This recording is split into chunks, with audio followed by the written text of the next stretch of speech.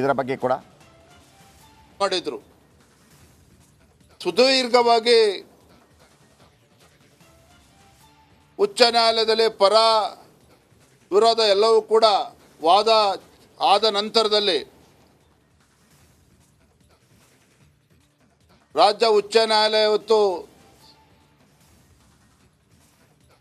ತೀರ್ಪನ್ನು ನೀಡಿದೆ. ಆ ತೀರ್ಪಿನಲ್ಲಿ ಸ್ಪಷ್ಟವಾಗಿ ಉಲ್ಲೇಖ ಮಾಡಿದ್ದಾರೆ,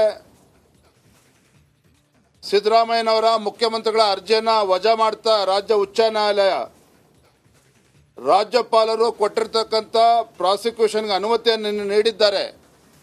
ಅದು ಸಂಪೂರ್ಣವಾಗಿ ಕಾನೂನುಬದ್ಧವಾಗಿದೆ, ಕ್ರಮಬದ್ಧವಾಗಿದೆ ಅನ್ನುವ ಅಂಶವನ್ನು ರಾಜ್ಯ ಉಚ್ಚ ನ್ಯಾಯಾಲಯ ಹೇಳಿರ್ತಕ್ಕಂಥದ್ದು. ರಾಜ್ಯಪಾಲರು ಕೊಟ್ಟಿರ್ತಕ್ಕಂಥ ಪ್ರಾಸಿಕ್ಯೂಷನ್ ಸರಿಯಾಗಿದೆ ಅಂತೇಳಿ ಅದನ್ನು ಎತ್ತಿಡಿದಿರ್ತಕ್ಕಂಥದ್ದು. ಭಾಳ ಪ್ರಮುಖವಾಗಿ ನ್ಯಾಯಾಧೀಶರು ಉಲ್ಲೇಖ ಮಾಡಿರ್ತಕ್ಕಂಥ ಅಂಶ ಅಂತ ಹೇಳಿದ್ರೆ, ಕಾನೂನು ಎದುರು ಎಲ್ಲರೂ ಕೂಡ ಒಂದೇ ಅನ್ನುವ ಅಂಶವನ್ನು ಕೂಡ ರಾಜ್ಯ ಉಚ್ಚ ನ್ಯಾಯಾಲಯ ಹೇಳಿರ್ತಕ್ಕಂಥದ್ದು. ಹಾಗಾಗಿ ನಾನು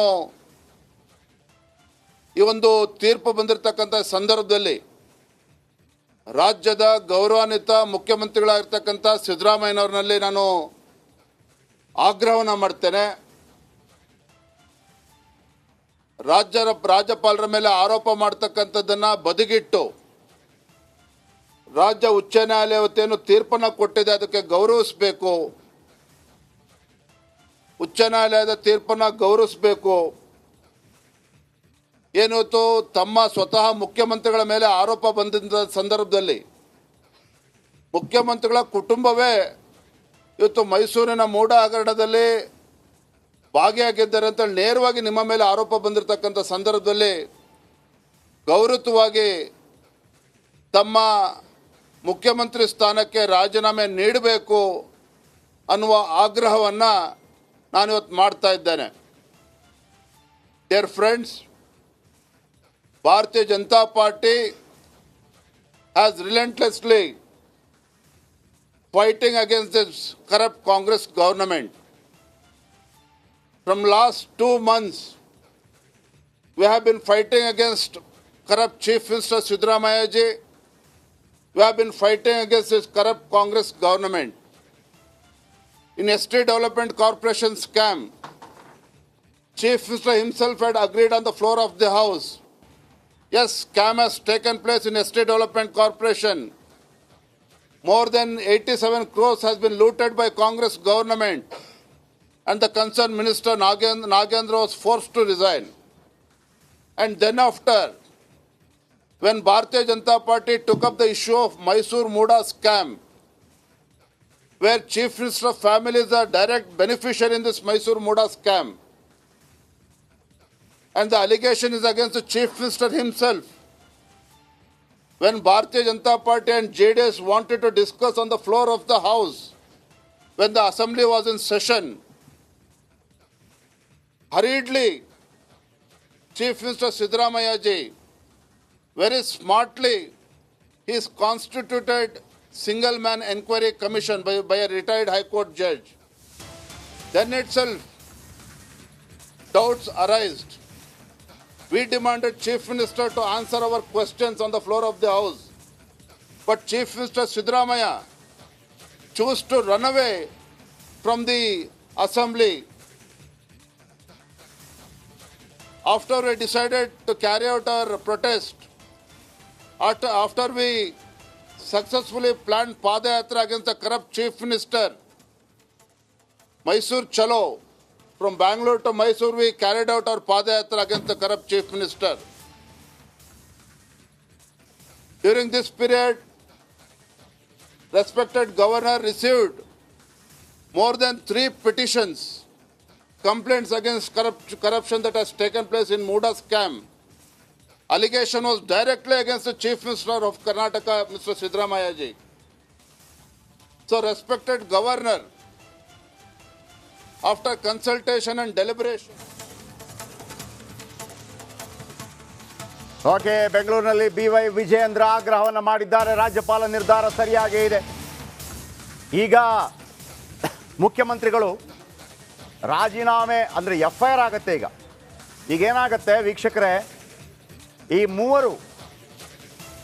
ಮೂವರು ಈಗ ಜನಪ್ರತಿನಿಧಿಗಳ ಕೋರ್ಟ್ಗೆ ಹೋಗಿ ಅಲ್ಲಿ ಮೊಕದ್ದಮೆ ದಾಖಲಿಸ್ತಾರೆ. ಆಗ ಜನಪ್ರತಿನಿಧಿಗಳ ಕೋರ್ಟ್ ಹೈಕೋರ್ಟ್ ನೀಡಿರುವಂಥ ಆದೇಶವನ್ನು ಮಾನ್ಯ ಮಾಡಿಕೊಂಡು ಈ ಮೂವರ ದೂರನ್ನು ನೋಡುತ್ತೆ. ಮೂವರ ದೂರನ್ನು ನೋಡಿ ಯಾರದಾದರೂ ಒಬ್ಬರ ದೂರನ್ನು ಸ್ವೀಕಾರ ಮಾಡಿ ಉಳಿದ ಇಬ್ಬರನ್ನು ಅದಕ್ಕೆ ಸಾಕ್ಷಿಗಳನ್ನಾಗಿ ಮಾಡಿ ಆ ದೂರಿನ ಪ್ರಕಾರ ಸ್ಥಳೀಯ ಪೊಲೀಸ್ ಸ್ಟೇಷನ್ನಲ್ಲಿ FIR ಮಾಡೋದಕ್ಕೆ ಅವಕಾಶ ಇರುತ್ತೆ. FIR ಆದ ನಂತರ ಮುಖ್ಯಮಂತ್ರಿ ಸಿದ್ದರಾಮಯ್ಯನವರು ರಾಜೀನಾಮೆ ಕೊಡಬೇಕಾಗತ್ತಾ? ರಾಮಲಿಂಗಾರೆಡ್ಡಿ ಮಾತಾಡ್ತಿದ್ದಾರೆ. ಈಗ ಅದರೇನು ಹುರುಳಿಲ್ಲ, ಆದರೂ ಕೂಡ ಸಿಂಗಲ್ ಬೆಂಚಲ್ಲಿ ಕೊಟ್ಟಿದ್ದಾರೆ. ನಾವು ಅದನ್ನು ಪ್ರಶ್ನೆ ಮಾಡೋಕ್ಕಾಗೋದಿಲ್ಲ. ನಾವು ಎಲ್ಲಿ ಪ್ರಶ್ನೆ ಮಾಡಬೇಕಂದ್ರೆ ಡಬಲ್ ಬೆಂಚಲ್ಲಿ. ಯಾವುದೂ ಇಲ್ಲ. ನೈತಿಕ ಹೊಣೆ ಹೊತ್ತು 17 ಸೆಕ್ಷನ್ ಪ್ರಕಾರ ಅನುಮತಿ ಕೊಟ್ಟಿದ್ದಾರೆ. ಈಗ ಅದರೇನು ಹುರುಳಿಲ್ಲ, ಆದರೂ ಕೂಡ ಸಿಂಗಲ್ ಬೆಂಚಲ್ಲಿ ಕೊಟ್ಟಿದ್ದಾರೆ. ನಾವು ಅದನ್ನು ಪ್ರಶ್ನೆ ಮಾಡೋಕ್ಕಾಗೋದಿಲ್ಲ. ನಾವು ಎಲ್ಲಿ ಪ್ರಶ್ನೆ ಮಾಡಬೇಕಂದ್ರೆ ಡಬಲ್ ಬೆಂಚಲ್ಲಿ. ಯಾವುದೂ ಇಲ್ಲ. ನೈತಿಕ ಹೊಣೆ ಹೊತ್ತು ಮುಖ್ಯಮಂತ್ರಿಗಳು ರಾಜೀನಾಮೆ ಕೊಡೋ ಅವಶ್ಯಕತೆ ಇಲ್ಲ. ರಾಜೀನಾಮೆ ಕೊಡಿ, ನಮ್ಗೆ ಅವಕಾಶ ಕೊಡಿ ಅಂತ ಇಲ್ಲ, ಅವರೇ ಇರಬೇಕು. ಎಲ್ಲ ಶಾಸಕರು ಅವ್ರ ಜೊತೆಲಿದ್ದೀವಿ, ಎಲ್ಲ ಸಚಿವರು ಅವ್ರ ಜೊತೆಲಿದ್ದೀವಿ. ನಮ್ಮ ಇಡೀ ಕಾಂಗ್ರೆಸ್, ಕರ್ನಾಟಕ ಕಾಂಗ್ರೆಸ್ ಅವ್ರ ಜೊತೆ.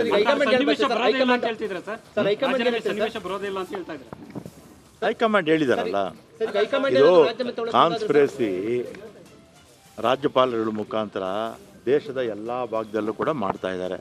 ತಮಿಳ್ನಾಡಲ್ಲಿ ಮಾಡಿದ್ದಾರೆ, ಕೇರಳದಲ್ಲಿ ಮಾಡಿದ್ದಾರೆ, ವೆಸ್ಟ್ ಬೆಂಗಾಲಲ್ಲಿ ಮಾಡ್ತಾ ಇದ್ದಾರೆ, ದೆಹಲಿನಲ್ಲಿ ಮಾಡಿದ್ದಾರೆ, ಅದೇ ರೀತಿ ಮಧ್ಯಪ್ರದೇಶಲ್ಲಿ ಮಾಡಿದ್ರು, ಪಂಜಾಬಲ್ಲಿ ಮಾಡಿದ್ರು, ಎಲ್ಲ ಕಡೆ ಕೂಡ ಮಾಡ್ತಾ ಇದ್ದಾರೆ. ವಿಪಕ್ಷಗಳು ಎಲ್ಲೆಲ್ಲಿ ಅಧಿಕಾರದಲ್ಲಿಯೋ ಅದನ್ನೆಲ್ಲ ಕೂಡ ಕೇಂದ್ರ ಸರ್ಕಾರ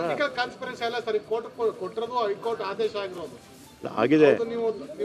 ಈಗ ತನಿಖೆ ಮಾಡಿ ಅಂತ ಹೇಳಿದ್ದಾರೆ ಅಷ್ಟೇ. ಅದರಲ್ಲಿ ಮುಖ್ಯಮಂತ್ರಿಗಳು ತಪ್ಪಿದೆ ಅಂತ ಹೈಕೋರ್ಟ್ ಏನು ಹೇಳಿಲ್ಲ.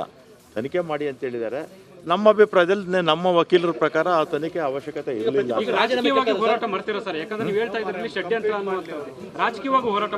ಮಾಡ್ತೀವಿ, ಮಾಡಲೇಬೇಕಲ್ಲ. ವಿಪಕ್ಷದವರು ಫಸ್ಟ್ ಅವರೆಲ್ಲ ಮಾಡಿದ್ರಲ್ಲ ಹಿಂದೆ ತಪ್ಪುಗಳು. ಈಗ 4 ಜನದ್ದು ಇದೆಯಲ್ಲ ಮುಖ್ಯಮಂತ್ರಿಗಳ, ಯಾರ್ದು ಗವರ್ನರ್ ಅವ್ರ ಹತ್ರ, ಯಾರೋ ಜನಾರ್ದನ್ ರೆಡ್ಡಿ ಅವ್ರದ್ದು, ಜೊಲ್ಲೆ ಅವ್ರದ್ದು, ಮತ್ತು ಕುಮಾರಸ್ವಾಮಿ ಅವ್ರದ್ದು, ಮತ್ತು ಇವರು ನಿರಾಣಿ ಅವ್ರದ್ದು, ಈಗ ಇತ್ತೀಚೆಗೆಲ್ಲ ಬಂತಲ್ಲ ಯಾರ್ದು ಡಿನೋಟಿಫಿಕೇಶನ್ಸ್ದು, ಅದನ್ನೆಲ್ಲ ತನಿಖೆ ಮಾಡಲಿ ಅಂತ ಹೇಳಿ ಅವರು ಕೋರ್ಟಲ್ಲಿದೆ.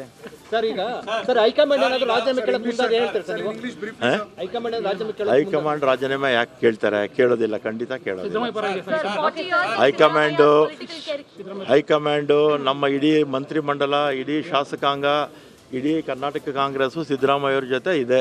ಸರ್, ಈಗ ಕಾಂಗ್ರೆಸ್ ಹೇಳಿ ಕೇಳಿ ಹೈಕಮಾಂಡ್ ಪಕ್ಷ ಸಾಕಷ್ಟು ತೀರ್ಮಾನಗಳನ್ನು ತೆಗೆದುಕೊಂಡಿದೆ. ಈಗ ಹೇಳಿದಂತೆ ಸ್ಟಿಕರ್ ಆಗಿರೋದೇ ಇಲ್ಲ.